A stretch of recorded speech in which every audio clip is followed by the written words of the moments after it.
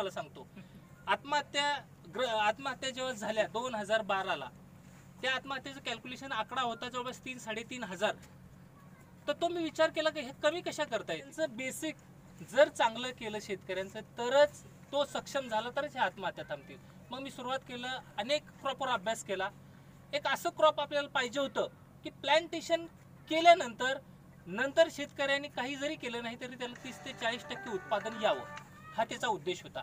मग आपण पहिल्यांदा चिकू, पेरू यांच्यावर अभ्यास केला, पण ते आपल्याला मला नाही कमर्शियल वाटलं. एक असं फळ शोधायचं होतं की ते भारतीय असावं, ते काही न करता त्याला 50 ते 60% उत्पादन यावं, जरी फवारणी शेड्यूल काही मेंटेन केलं नाही. फवारणी शेड्यूल वगैरे सगळं जर सुरुवातीला मी बऱ्याच शेतकऱ्यांना सांगितलं की बाबा ही इस्रायल जे लोक आहेत ना, त्यांनी जे केलंय, जिथं पाणी नव्हतं, तिथं वातावरण नाही, तिथं जमीन नाही, अशा ठिकाणी जर इस्रायलचे लोक शेतीवर लक्ष केंद्रित करून जगातली सर्वात उत्कृष्ट प्रगतशील शेतकरी जर करतात, आज जगातली उत्कृष्ट आणि चांगली शेती जर बघायला जायचं असेल तर लोक कुठं जातात? इस्रायलला जातात. महाराष्ट्रात वातावरण नाही, महाराष्ट्रात पाणी आहे, महाराष्ट्रात सगळं ही इथून केली जाते. कष्ट करून मला एक माणूस श्रीमंत झालेला दाखवा जगातला, नाही तर प्रत्येक हमालाकड आता स्कॉर्पिओ राहिल्या असत्या, लँड रोवर राहिल्या असत्या, ऑडी राहिल्या असत्या. 30% कष्ट करायला पाहिजे, 70% मार्केटिंगवर लक्ष करा. ह्या जगातल्या प्रत्येक माणसाने जोही श्रीमंत झालाय त्यांनी कुठली ना कुठली गोष्ट विकले म्हणूनच तो श्रीमंत झालाय. जगातले सर्वात श्रीमंत जी लोक आहेत त्याच्यातली एकच कॉमन गोष्ट आहे, त्यांनी प्रत्येकाने काही ना काही विकलंय. सचिन तेंडुलकरने MRF टायर विकलाय. जेवढ्या 10 मॅचेस खेळत होता ना, तेवढं जेव्हा कमवत नव्हता तेव्हा त्या MRF कंपनीची एक जाहिरात करत होता, तेवढी कमवत होता. नवरत्न तेल जर अमिताभ बच्चन विकू शकतो आणि सलमान खान जर हवाई चप्पल विकतो, तर आपल्याला आपलं तयार असलेलं प्रोडक्ट विकायला कशाची लाज? बढिया.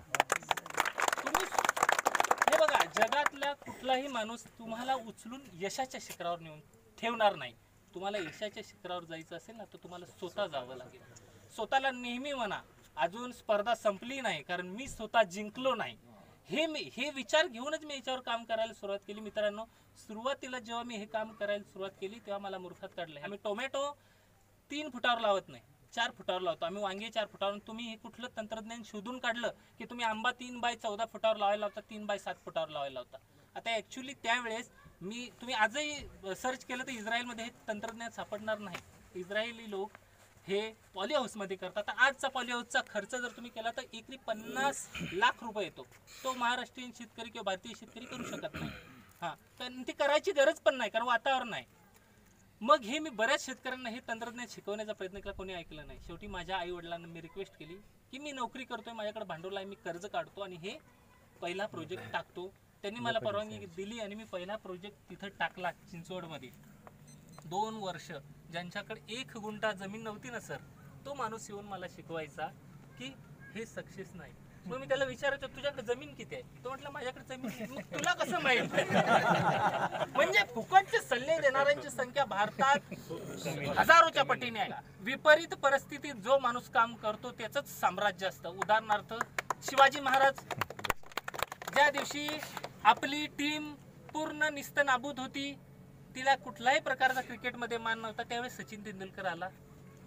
त्यांनी हजारोच्या पटीने रन काढले, म्हणून तो विपरीत परिस्थितीत काम केलं. मी मार्केटिंग केली, मी 1 लाखापर्यंत पोहोचलो, मी समाधानी.